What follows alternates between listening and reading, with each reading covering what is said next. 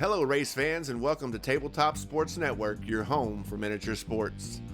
The Diecast racing community is growing by leaps and bounds, and tiny drivers are popping up everywhere.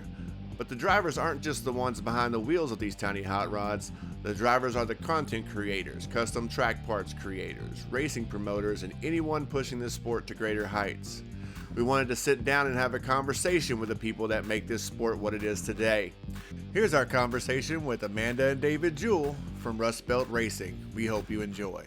Hello, race fans. This is Dave Davis here with Tabletop Sports Network, What Game Now, and the Tiny Hot Rod Association here for another episode of Meet the Drivers. Today we have with us Amanda and David Jewell. Is that how you say it? Is that correct? Yep. Yes, that is. All right. And you've probably seen them on Rustbelt Racing doing their live races in a couple of different tracks with the new track that they got. We'll talk about that a little bit later. So, Amanda, why don't you start off and tell us a little bit about yourself, and then David, you can do the same after that. All right. Well, I'm not very interesting. I am a medical laboratory technician at a hospital.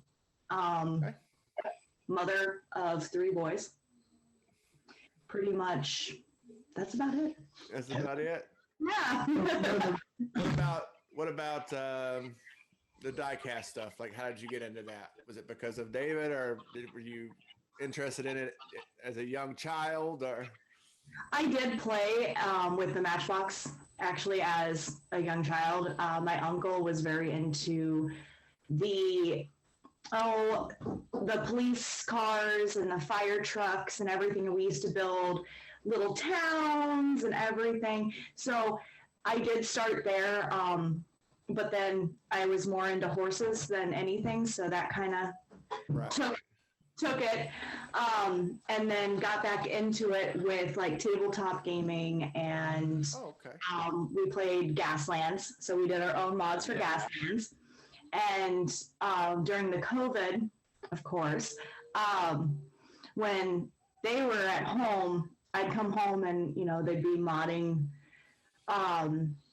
cars or watching YouTube videos, all kinds of stuff, or having our 6-lane drag track in the hallway. One of them.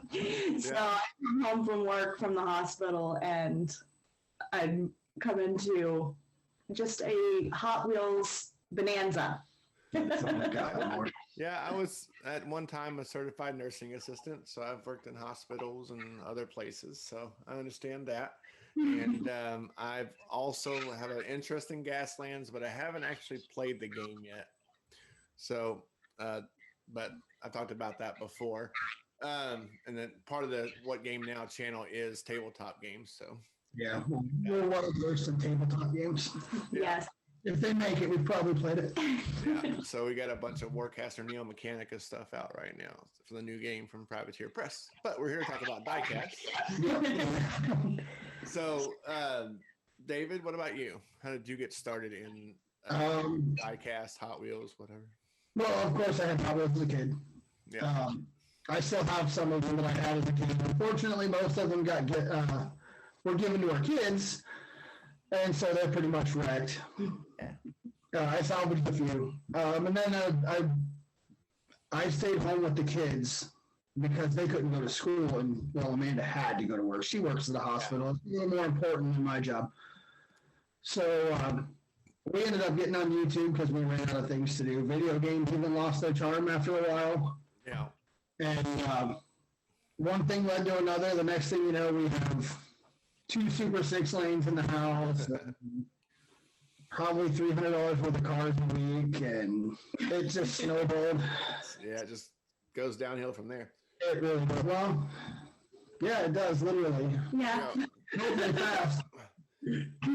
Yeah, the old, like I've said it before, but the old, it's only 94 cents or it's only $1. It doesn't make any difference whenever you're buying 300 cars. But right. Yeah, we're dump bin junkies. Yes. Yep. She'll sit there. Good. She'll pull every car out of a dump bin and line them up nice and neat, and we'll go. And then she'll call me over. Okay, what do you want? What do you need? I have emptied every dump bin in town. Yep. One, Have to. I have emptied them all, and I haven't seen any indication that anything's going to be different when I go through them again. So I'm waiting for that rollover so I can go back through. We had that same issue over the past couple of weeks, and then we went out and bought some groceries last night, and by happenstance, we stopped at the Dollar General to pick up, like paper towels and stuff. Yeah. They just opened a new case. I found the treasure hunt, the super treasure hunt, and everything I wanted from that case right there and there. Well, at least they're putting it on the pegs. Right. Yeah, which is a problem. I went to I have a lot of good luck at Dollar General and Dollar Tree. Yep. Yes. So I went there the other day, and the lady was like, well, I got like 4 cases of Hot Wheels in the back if you want to look. And I was like, I'll tell you what, if you bring them out here, I'll put them on the shelf for you. And so I sat there looking through all the cars and stocking her shelf. I stocked it was so empty. I stocked like 3 cases of Hot Wheels before I couldn't put any more up there. We used before to get cases out of the back. We used if you bring the case out, we'll just buy it. Yes. That works too. Yep. Well, in that case, yeah, they have really no choice at that point. Right. It's like, I want to buy a whole case. Do you have one? Yes. Okay. Yeah. All right. Well, I know. great. I'm thinking about testing the waters with the Dollar Tree cases and see if they're repacks or if it's a legitimate case, but I haven't. They are legitimate cases. Are they? Yes. Oh, Well, that's now we know perfect. that. Yeah. Hey, honey, They are legitimate cases. Well, sorry. If you're talking about the ones they bring out and stock the shelves with their legitimate. no, I'm talking. They have them on their website. But the online ones, I posted about that the other day. Yeah, I don't know about that yet. Yeah, you said you were going to get one and see if it worked, see if it was or not.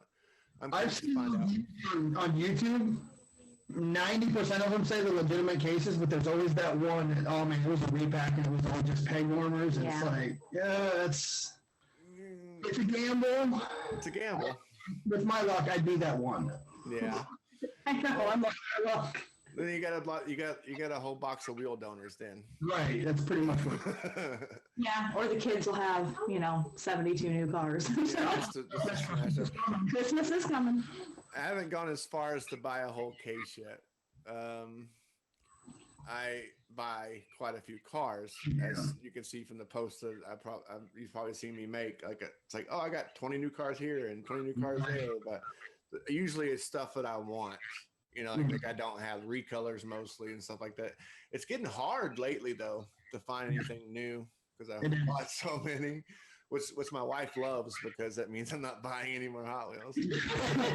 I just went and snuck a couple of them. Yeah, I was cooking dinner. The other day I bought some micro machines and I was like, oh, my wife would be so proud. I didn't buy any Hot Wheels. I've been tempted.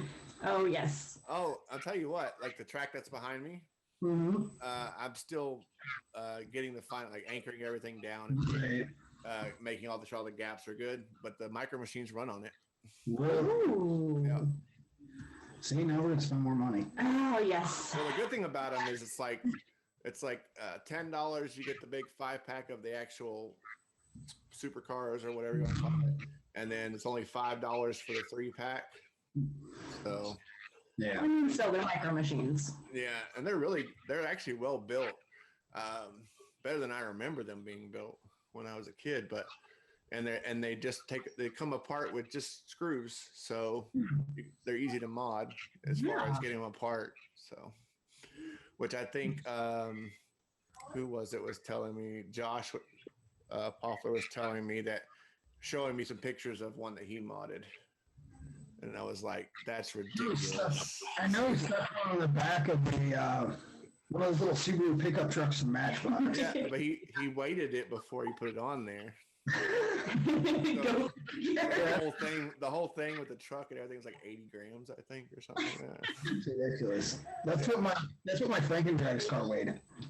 Yeah, it's nuts. And I was like, I don't know if I'm going to go that far, but I definitely will throw a bunch of cars down this track once I get it all set. But I have a setback on that because I also like trains.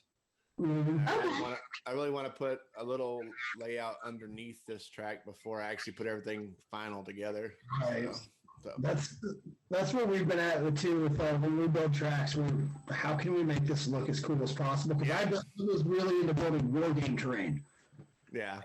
I made complete tables and everything, and so I'm not okay. How can I make the track look good but keep the cost, a little on the lower side? Right. Well, on this side of the computer, like in front of me, is a just slightly over. I think it is a little over. It's like 4.5 feet by 4.5 feet table. Stands about bar height that we use to record our miniatures games on.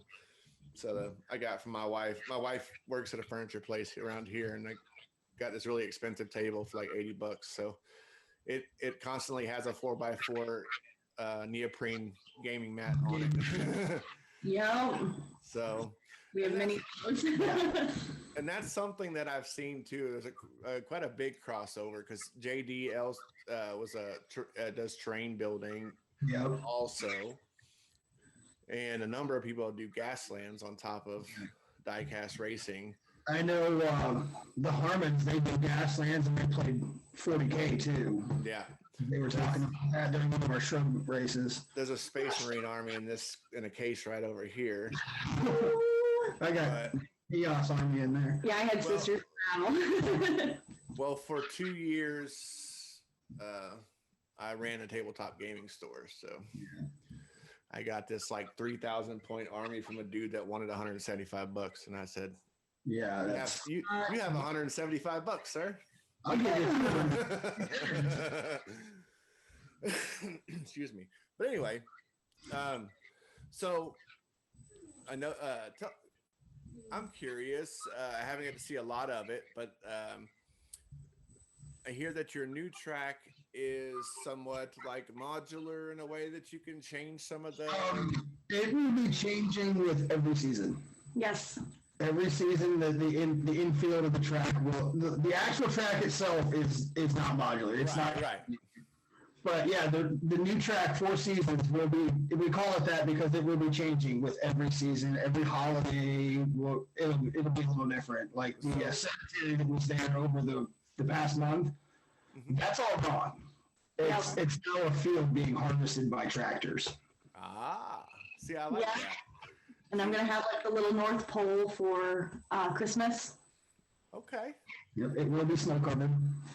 I like as the drivers' names and stuff like that add to the personality or kind of like to the event of the track. That's another thing where the track itself has its own personality where things change. I've been watching a lot of train and model stuff lately, working out what I want to do with this. Which just so you know, I'm gonna give you a spoiler alert. There's gonna be a waterfall right there. Ooh. That was something I thought about, but I never popped on. Yeah. It'll waterfall down to this bridge right here, which will be in the water on the bottom. Okay, well we'll do a spoiler alert too. Back downstairs, our first road course has been divided. Okay. It was just too big to get on live camera.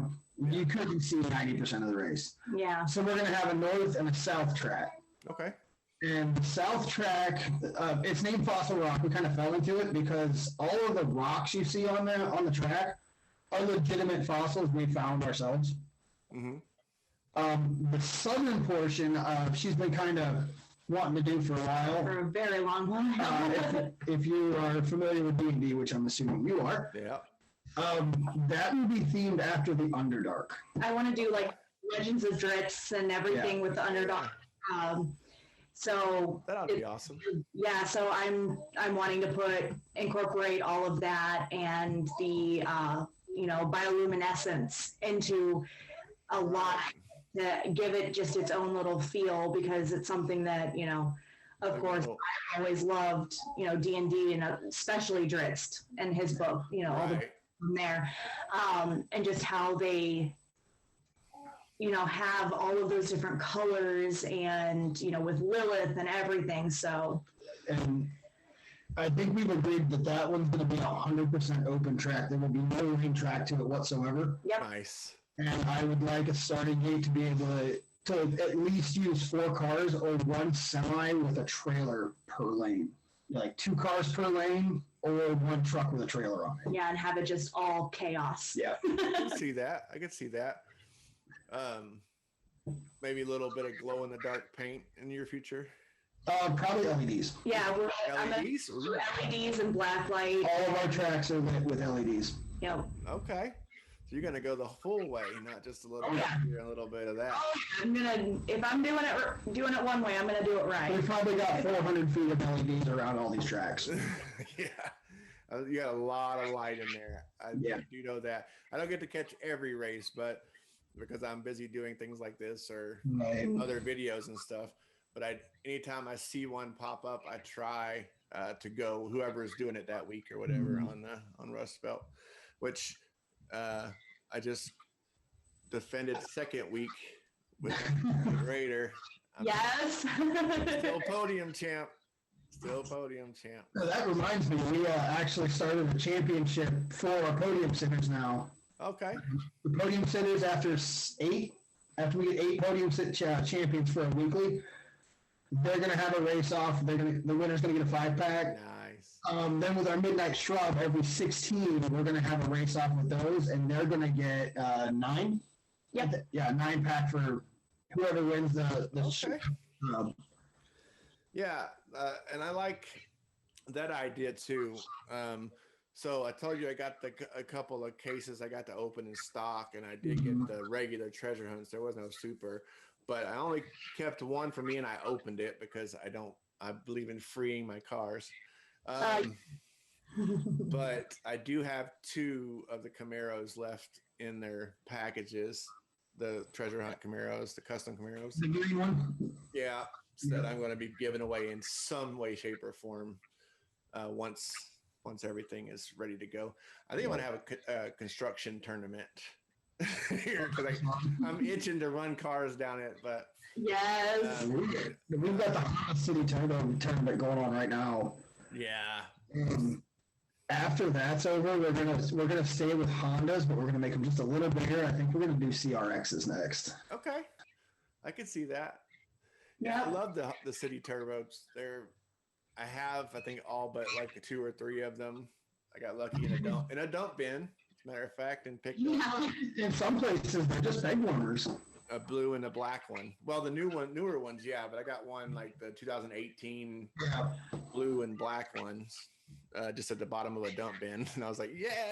So I think the other 2 are one of the other 2 is a premium, like a car culture or something. Yeah. Yeah, I think we had 3 of those, and 2 of them ended up getting turned into race cars. Hey, I am a firm believer in freeing every car that I have. The only one I haven't taken out of the package that's mine that I'm keeping is the Flintstones car, because I really don't have a place to put it right now. But I had to have it. Yep, I just got one. And I went back to the Dollar Tree where I stocked that stuff, and it was like maybe a week or so ago, and there were like 4 or 5 party wagons. I was going to see if they still had some, so because they're hard to find, and there's a couple of people I know who wanted to get in on Jim D's party wagon. I still haven't found one. Yeah. I that day I got one, and I should have bought all of the ones that they had because I didn't know they were that. They are going to be, I think they're putting those in the 2021 B case also. Okay. They're going to be back. Yeah. Because they went like crazy. Yeah, they'll be back. But this one has like 5 spoke wheels on it instead of the dog dish. I stocked those cars. It had to have been maybe a week or a week and a half at the max ago, and I went back there today, and it was just as empty as when I left. when I got there, right? Yeah. So it's like 3 cases of Hot Wheels have sold in like a week and a half. I've been noticing here lately, because especially lately, I think the popularity of diecast racing's really taken off, because where I would usually go and there would be just Hot Wheels as far as the eye can see, they're all gone. Well, that's the thing. I tell everyone that I find in a Hot Wheels aisle looking at Hot Wheels about it. The reason why I got to look at and go through those cases and help her stock them is because I showed her a 3D video or something like that. Right. And so she was like, wow, that is kind of cool. That's when she's like, I got like 4 cases in the back. And I was like, yeah. But I tell everyone.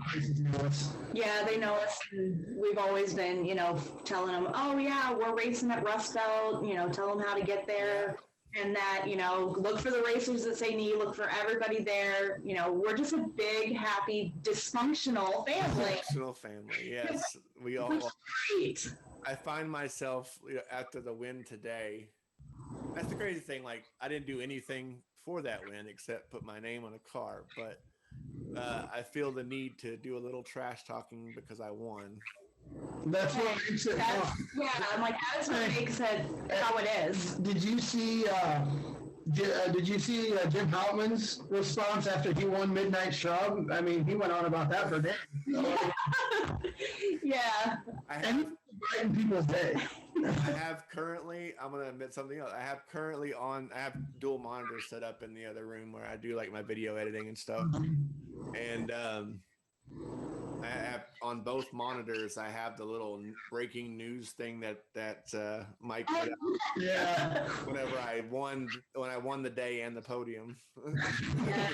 Hey, hint, for my editing, I want dual monitors too. Yeah. Okay, I'll have to get those set up then. I do the our YouTube editing and everything. Yeah. And I will gladly admit I'm computer dumb. I'm self-taught whenever it comes to stuff like that. But I edit the videos for anything Diecast. Well, that's what I love about these, because there's no editing involved unless someone's sitting and they don't want anybody to see, and then I chop it out. But in most cases, I just go in, I change a couple of parts of my intro, and then I render it and upload it. So that's great. Where I have like a 2.5, 3 hour Warcaster Neo Mechanica video where I'm putting overlays. And our overlays are very informative. It shows every model that's on the table, who's on, who's off, the cards for each model when they're activated. So I do a lot of graphics. Oh, I get it, because we were doing painting tutorials for a while. Yeah. So that can get excruciating. Oh my goodness. So it's like a 2.5 hour video, and it takes me like 8 hours to get it right. And then I always make mistakes. I watch it back and I'm like, but it happens. Well, yeah, kind of like my barn fire. Yeah. Fail burn. Like, oh my goodness, I'm sorry.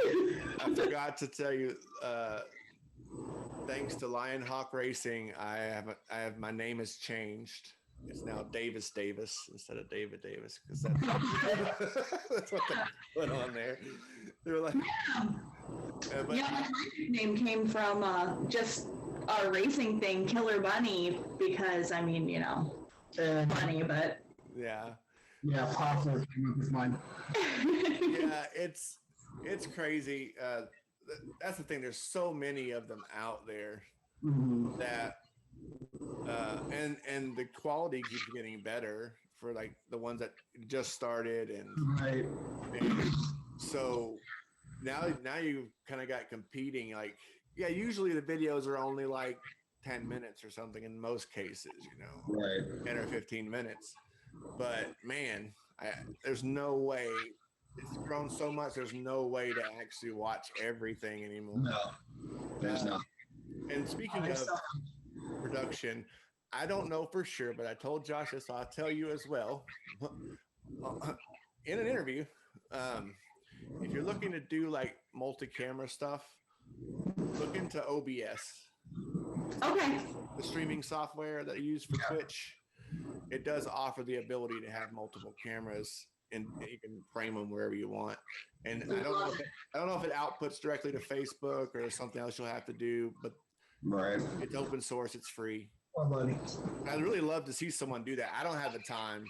We wanted to do that when we had our track gigantic, but we tried it once, and all it ended up doing was double feeding our audio, and it was that was horrible. Well, that's the thing. when you use OBS, you can choose what audio you want to use. You don't have to use the audio. You can mute all the audios except for the one you want. So I like that. real easy to use too. Same thing I tell when I was talking to Jim DeSoniers was, he uses the same editing program that I do, the DaVinci Resolve. Okay. The most full-featured free program for editing I've ever seen. I want to take that down then because ours has been nothing but problems. Yeah. Pay for it. We've got Power Director. I won't say anything, but DaVinci Resolve is a free download from Blackmagic Design, and you basically, unless you're trying to do like way ultra high definition stuff, like motion tracking, like crazy stuff, you don't need a paid version. I happen to get it from someone that I know for like half the normal price, so I went ahead and picked the studio version up, but the free version is great. So check it out. It's a little bit of a learning curve, but the things that you can do is awesome. Okay. You think that I was sponsored by them or something, but I just really love the program, and I want everybody to be able to do what they want to do in this community when it comes to editing and stuff like that. I don't want them held back by programs that take a lot longer than they should. Or crash or corrupt videos, and you're just like, we have edited the same race at least 6 times over the past couple months, and we keep telling everybody, okay, the videos are going to be edited, they're ready to go, and then she goes into it, all but one of them are corrupted. Okay, I'm going to cross my fingers before I say this, and my toes. I have not had anything deleted or corrupted in the entire time I've used it, and I have done probably 100 videos in it. So. All right, well, I'll have to download that for sure. The only thing I can say is make sure if you have the ability to upgrade your RAM a little bit if you can, if it's not too expensive for you, because it will resources. All right. Enough of Dave's computer corner. Diecast racing. So we talked about what got y'all started in kind of like the racing there, but what got you interested in actually doing it with Rustbelt live on Facebook, that kind of thing? A wild hand. Literally, that's all it was. I had talked to Josh about doing a Memorial Day race. Yeah, that's where we started. I'm a veteran myself, so I was like, I'll run a Memorial Day race. We'll make it something big and grand. We were still running an extended 6-lane. Okay. Really extended. Yeah. And we did our first video on Memorial Day with all red, white, and blue cars and everything, and we put on as good a show as possible. And then later I was like, that was kind of fun. I think I'm going to do it again. So I did an all Skyline race. And one thing led to another, and Josh asked if I'd be interested in maybe hosting a week here and there. And that turned into, we're going to have a rotation. And then we added Randy for Sundays. And that we kind of ended up where we are now. Yeah. It sounds like you have, from my conversation with Josh and what you just said now, sounds like you have a really creative, close-knit group. Yeah, we do. And the craziest thing is, one of us will come up with an idea for an event, and by the end of the day, the event's put together and probably posted. Yeah. He was telling me about that with the rockin' sled and. Yeah. Oh yeah. The Midnight Shrub idea came. I got that while I was at work, and I texted Josh about it, and he was like, "Dude, that's such a cool idea." Well, by the time I got home from work, there was a logo done for it, and we were planning the first race, and we were buying lights, and one thing led to another, and Midnight Shrub happened, and it seems to be pretty successful, so we're going to keep doing it. Well, I think that, just like a commentary here on that, but I think that's a really good thing, because I think too many people want to think about all the things they have to do and then never do any of the things. Right. So when you have a group of people who will start that process, you definitely are more, you're more apt to get to the end result. Because look at that analysis paralysis, and all they want to do is sit there and think, well, and no. Yeah, the behind the scenes at Rustbelt, it runs very smooth, and we can always bounce ideas off of each other, and that's how we come up with like the Frank and Drags race we just put on during Halloween, or the sled race, or the bus race, you know, Sunday Inks. Yeah, there's so many different talents within just the individual people that you bring to the table, and it makes a whole, and it just, you know, it's pretty much like a fairly well-oiled machine. We kind of go off the track sometimes, but even the best oiled machines. But and also with the rotating that y'all do, it helps keep kind of the fire going, you know. Yeah, it keeps it fresh. We get, you know, at least 2 weeks off. Yep. And then by the end of that 2 weeks, I'm ready to go. Ready to go. The Saturday night races, but that's only once a week. I've already got all the cars picked out for Saturday night. They're lined up. All the pictures are taken. I could post it right now. I'm ready to do.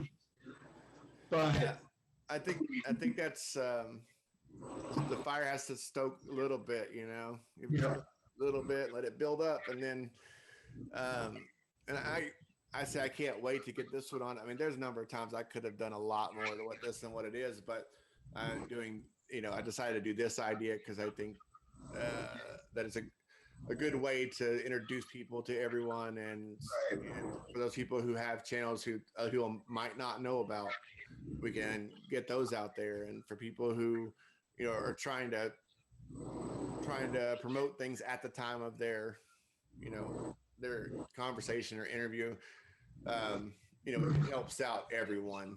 Yeah. I'm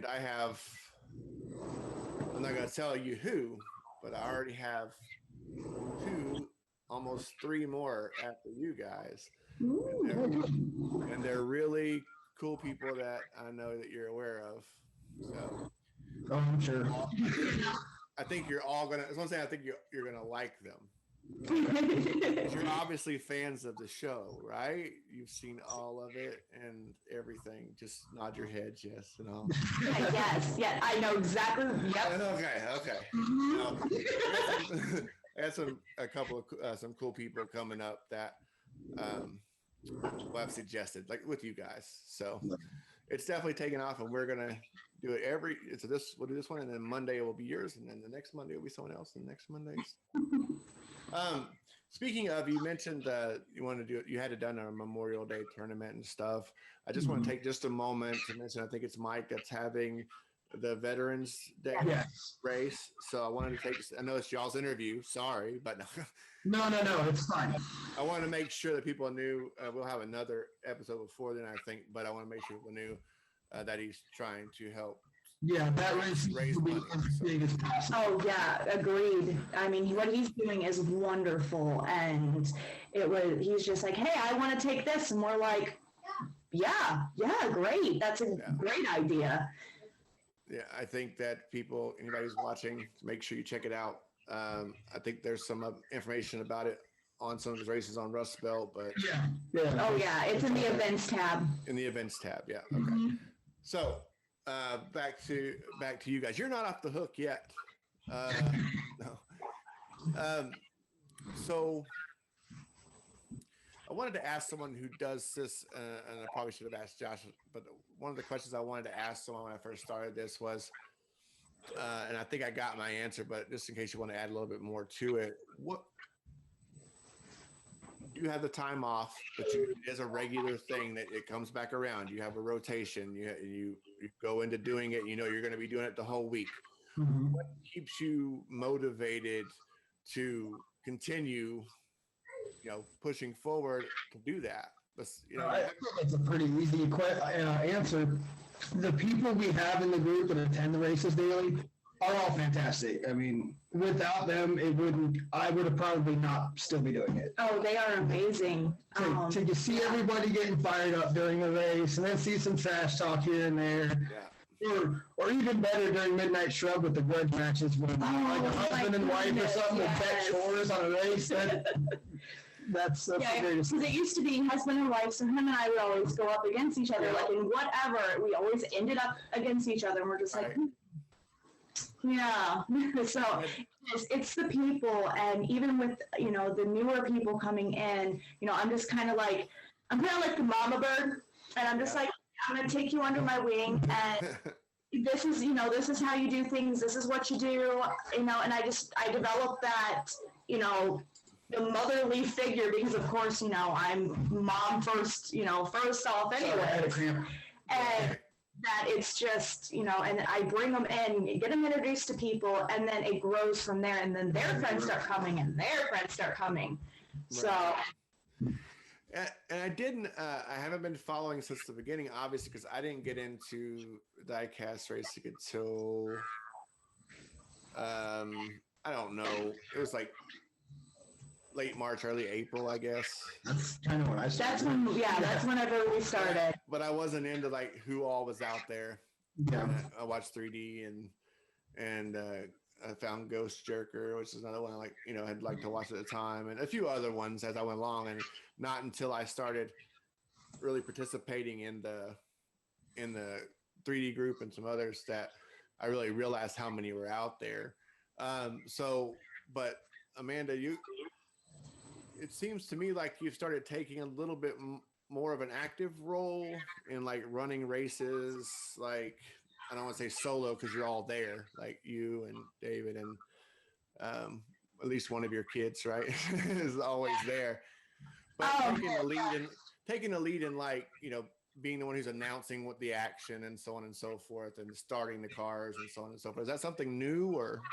Actually, it is. I will be the first one to tell you whenever it comes to looking at a car and knowing what it is. No, give me, you know, a horse breed. Oh my goodness, I can tell you from a mile away what that is. But when it comes to the cars, I'm just like, it's a silvery, goldish one. I don't know.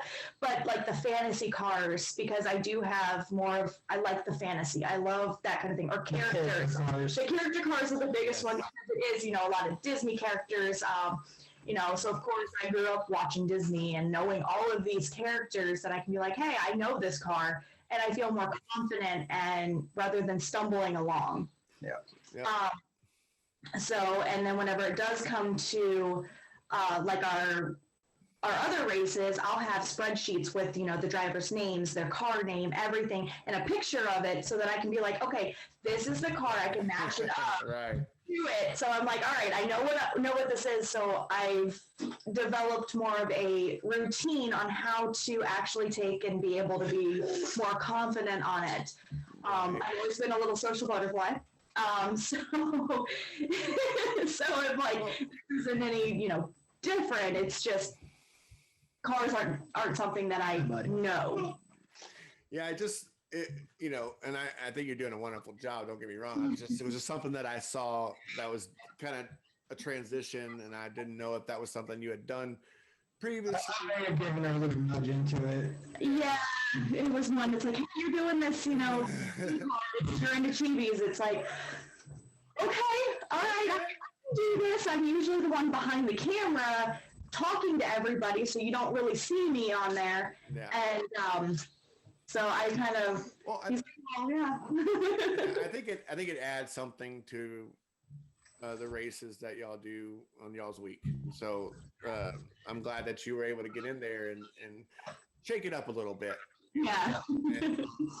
And I think that the fact that y'all include the kids as well when it comes to running the races is another. Hi, boys. I'm like, which actually we got both kids just right over here. Hi. Looking, they're waiting to be able to come on here. Yeah, we've got Betty's the biggest. Hi. Yeah, I've seen them. On Yeah. All right, go eat your candy, bud. Can I get one? Yeah, that's fine. And I think that's great too. It's one of the things that I see about diecast racing that's almost the same throughout. I mean, obviously there's some people who are more collectors than they are racers, and some people who still have, you know, got to have my card in mint condition, hang it up on its peg or whatever. Kind of people that still do race some cars, they'll buy two or whatever. Yeah. But I really like the idea. I've really seen it in a number of ways that it's something that the whole family can get involved in. Yeah. And that's an aspect of diecast racing itself that I think is unique. Yeah. Our oldest is hobbies. how to modify cars right now. I've been downstairs with him. I tell him, once you get your homework done, do your chores. And Yeah. And by that time, I'm usually home from work. Yeah, we have a very contrasting work schedule. We do, which is, and so with us being able to be, to do this as a family, that's our family time, rather than sitting in front of a TV, zoning out, or, everybody on their phone or somebody on a computer. It's something that we can do as a family together that we've all kind of, enjoy, that we were able to do stuff because I remember when I was working on my 8 Modders car for Kit, it was something that it's, the kids got to watch the transition of it. I had no clue what I was doing. I was kind of flying by the seat of my pants, and even the color becoming, the color was a complete accident. Yeah, it was an accident. It was, I want to know what this color and this color look like together. You put the color shift paint over silver. Yeah, I did. It was over chrome, and it turned out, oh my goodness, amazing. It just looks like a pearl. It does. It's a really nice pearl. And then, with the wargaming stuff, I was able to put, the transfers on, right, and get them all lined up and knew exactly what I was going to do with it. But yeah, the detail painting's fine. Yeah, because I'm so used to, the little miniatures, trying to get those done. Yeah, we commission painted for a few years, and I find myself trying to transition. Yeah. The skills that I have in miniatures painting, because I've been doing it forever. Right. Oh yeah. But but I'm one of those people that has to take my time and everything. I'm not a speed painter by any means. I could never commission paint unless you want to wait, I don't recommend it in general. Oh no. Yeah, but I did a live stream painting some Blood Bowl dwarfs, because that's one of my favorite games is Blood Bowl. And dwarfs, any small fantasy race is my favorite. Gnomes, dwarfs, whatever. You think that's tiny goblins. I know, Tiny. And I'm 6'4", 350. So I don't know why I like the little gnomes, but it's just the way it is. But anyway, and I sat there and I did a live stream on it, and 4 hours of live stream, I painted most of 2 of my dwarfs. I remember when we started Chaos, I bought 95 Chaos cultists and painted them all in a week. Yeah. Yeah. I got Nick, one of the guys that does on the channel. He does he's the wargaming guy. Like, I play the games. There's not a game I can't figure out how to play. You can give me a 5 or 10 minute overview, and we'll be playing it, right after that, because I've played so many.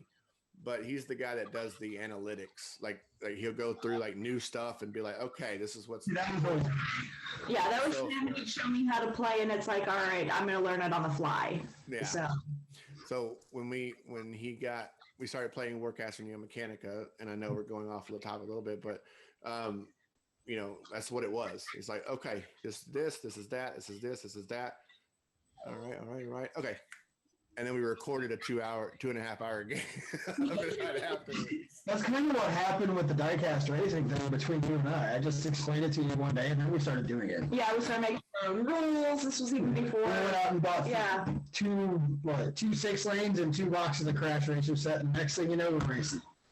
Right. Yep.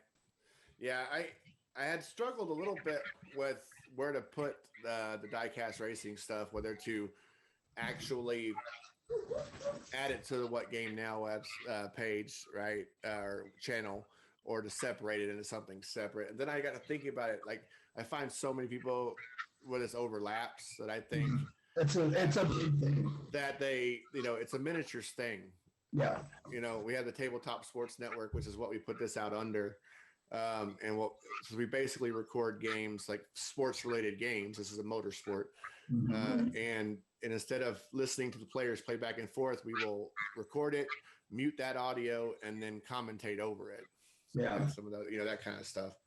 So, but it seems to have, there's a lot of crossover communities together in that aspect. Well, and it could be too because of all the quarantine and the lockdowns and all that stuff. War gamers couldn't get together as much, so they found a new outlet for their miniatures. Well, there's so many skills and crafting things that are the same. Yeah. Like if I'm going to build a waterfall back here, I'm not going to do it any different than if I'm building it for a model train set. Exactly. Diorama for miniatures gaming board or whatever the case. Most of our decorations around our track is all left over from when we were building tables and terrain. Yeah. It's all the same stuff. Yeah. So, it's just nice to find some other people. I like to find people who came upon this from something else, but still have a reverence for the other thing and understand it. So I find a lot of people that do a lot of things like that. And I think that's really cool. And that's one of the reasons why I like to do this show. It's just to kind of, like I said, it's not an interview. I'm not asking you a bunch of pointed questions so much as just, we want to have a conversation about you guys, right? And then I throw in my little stuff because it's a little back and forth. So is there anything else that you guys wanted to talk about or promote or funny stories or anything like that y'all want to add? I know that you need to get the kids some done, ready for project. So yeah, like if it's not racing, then it's usually kids' schoolwork. But my working, sometimes I work from home, so yeah. But a lot of it is, well, you had ILC. Yep. I had 8 modders. I still have a car over at ILC that hasn't raced yet. Yeah, we've got, tons of projects. It's just, okay, when are we actually going to be able to get them out the door? We've gotten to the point now where we have so little time. I built 2 cars for the Frankendrags that we ran on Halloween. Mm-hmm. One of them was a project that was ongoing for almost 2 months. It sat with a bone shaker and like an ambulance back end made it up with primer on it for about a month and a half. The wheels didn't get put on that car until the Wednesday prior. Yeah.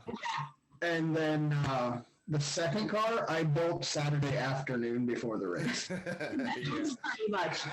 Well, I'm trying to think. I'm like, is there anything funny? I mean, there's always funny stuff going on, but I think it's household. Yeah. And I think the stuff that happens during the races is funny when it happens at the races, but if you didn't see it live, it may not be funny. Yeah, it's like you have to be there to understand it. Right. Like how we came up with Bruce for our sudden death. Okay, stop. One second. I hate to stop you. Okay, my wife let out. She doesn't watch the races very often, but I will show her races like that. I'm like my driver name is in or whatever. I don't want to overrun her too much with it because she's not as into it as I am. Now she'll giggle like a little girl whenever you put the cars on the track every once in a while. The first time we ran a track, she went from kind of laughing at me to like just chunking car after car down and like that. But when Bruce came across the screen for sudden death, I heard her laugh. I've heard her laugh in years. Yeah, I have a little tidbit for the YouTube videos. Plus the kids talk, doing the sudden death. Always goes in for every single one because it's that's on the YouTube channel. Yeah, for our YouTube channel. And then what we had for it was it King of the Belt? I can't remember. We had the Baby Yoda mask for on Halloween. So we did that. So Bruce is our staple, though. Yeah, but yeah, definitely Bruce is a staple. Yeah, when I said I was doing an interview, she goes, with who? And I was like, oh, David and Amanda Jewell. Who's that? You know the shark? You laugh at? Oh, yeah. A little pop figure. Oh, I got another crap. Oh. Yeah. Well, and I'd just like to say that you talked about ILC. I like cheese, right? So yeah, Chapman Films is the craziest place you could ever go to watch diecast racing videos. Absolutely. There. Absolutely. There's only one phrase that I have to like plug my ears for. But other than that, it's just the most amazing. I really like him. I think what he does, it's so unique and out there. It really sets him apart from everybody else. I laughed so hard the other day. My wife looked at me like I was crazy, and even after I showed her what I was laughing at, she still looked at me like I was crazy. It was like a couple weeks ago or so, and he has this little stock footage that he runs in his video, and here's some stock footage of a girl in a jacket, and I was like, it was no reason why it's funny as it was, but with everything leading up to it. I know.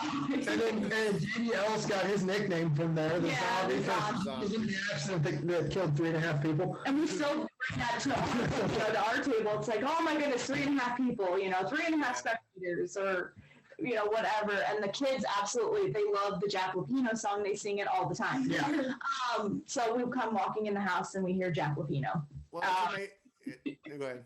Sorry, it's amazing how that translates, because like I said, some people say but I somehow became the biggest Superman Stephen King from 3D Bot Maker, like the DRC, the biggest Superman Stephen King fan. I know it's a guy who got his name in a race the same way most of us do, like he guessed who was going to win or whatever, and he was randomly picked. But like this guy who randomly got picked to be named for a car became like in his own right. I got the shirt and, and I'm like, I'm sitting here like literally rooting for a guy who, definitely not driving the car, but and we kind of have the same thing going on at Rustbelt with high octane Shy Wheeler. Everybody knows who he is. Everybody knows. We've got He doesn't have a specific car, but well, yes, he does. The Fast and the Furious Skyline. Oh yeah, and we have like the T-shirts and stuff that can be made and bought of everything. And that political stuff y'all got going on over there. Yeah, I made the first Chubby Bottom Brews 2020. If you think it's funny from the outside, you should see it on the inside. Well, I had the interview with Josh, and his personality, like I said, I can see. Yeah. If anybody else in there is anywhere near that level of, go, I can see how it would just. It's spiraled. I've been up since 4:30 this morning, so I'm a little low on the energy front. But when we all get going, it gets crazy. Yeah. Someone mentioned something about. Is it Chubby Bottom? Is that what it is? What is it? Melvin Chubby Bottom, the yellow surf and turf. Somebody said something about it in one of our YouTube comments, and I was like, I don't know about that Chubby Bottom fella. Yeah. You can't be against Chubby Bottom. He's got Bruce as a running mate. Exactly. Oh, change my whole attitude now. Yeah, I gotta have Bruce there. So. Bottom for the win now. Yes.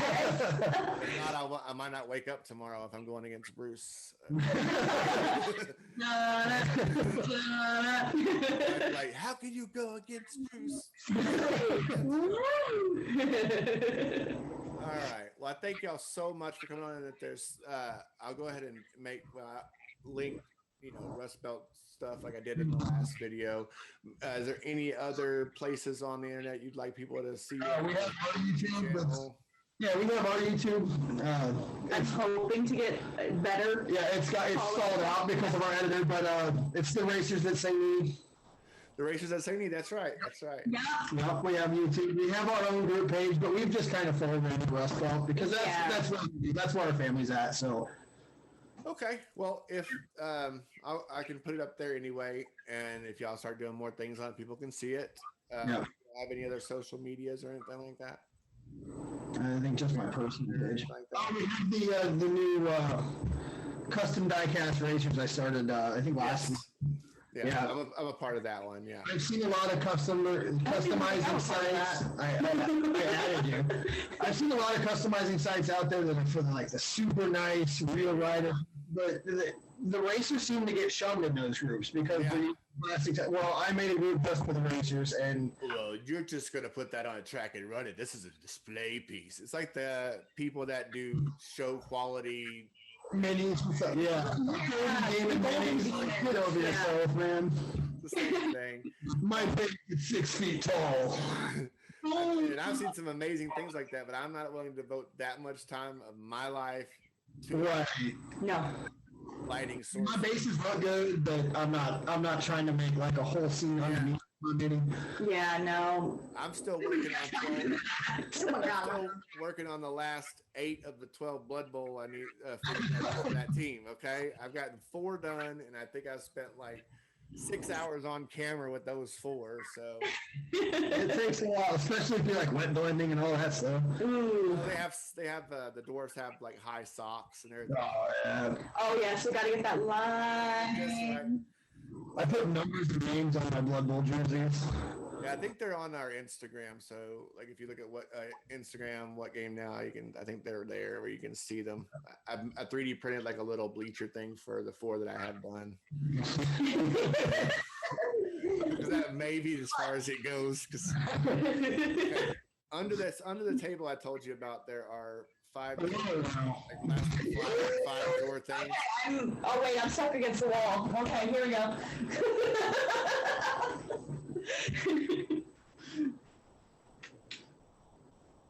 This is for. Nice. It's for like, what is it called? War of Kings, or not Kings of War.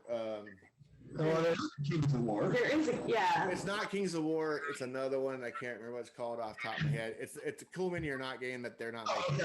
If you haven't, if you like HP Lovecraft, Cool Mini or Not has a board game out called Death May Die. I highly recommend it. And this is my Warcaster starter that I started painting. So, Also, if you haven't tried it, Malifaux, you'll like it. Oh gosh, yes. Malifaux. Malifaux? yeah, I've played that.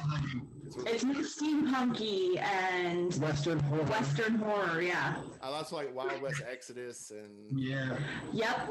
a number of other games that I really would like to play, but no one plays them in this town. So the only thing I can do You're kind of in the same spot. Yeah. the only thing I can do is play them on the internet. You know, I'm Yeah. playing with my Nick, the guy I play with, or another guy that's willing to learn how to play it. We'll play it for the camera, and then at least I got to play it before, it just disappeared. So, Right. Yeah.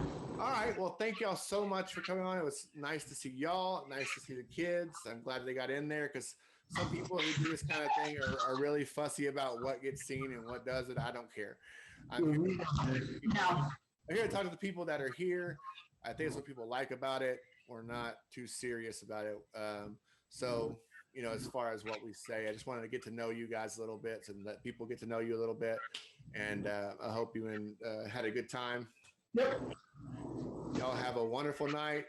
Good luck on the project that, was forgot to be done.